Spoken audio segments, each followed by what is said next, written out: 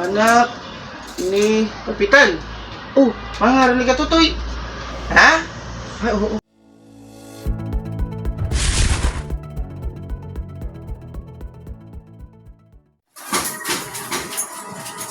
Mukhang mayaman to. Butindahan. Pa, may nangangaruli, anak ng kagawad. Magaling po. Anak na yun? Anak ng kagawad. Hati.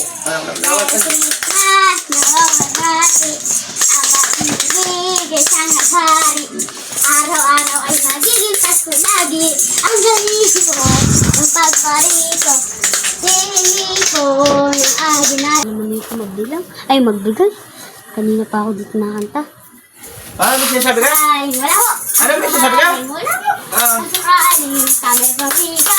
Bakit sana kayo ay mga pamili?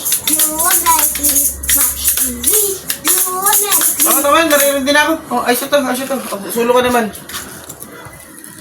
10 piso lang. Nagpahaos ako dun ah.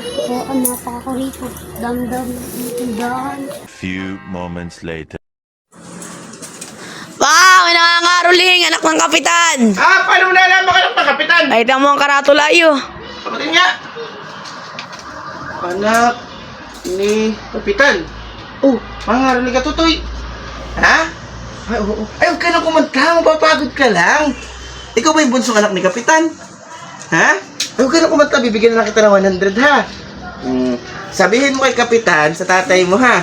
Ay, huwag kakalimutan yung may tindahan ng guto na bigyan ng ham at ng ayuda palagi. Opo.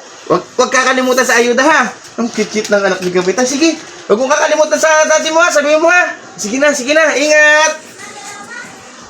Few moments later. Ayos. Yung 100 ko, binigay sa anak ni Kapitan, tumubo pa ako.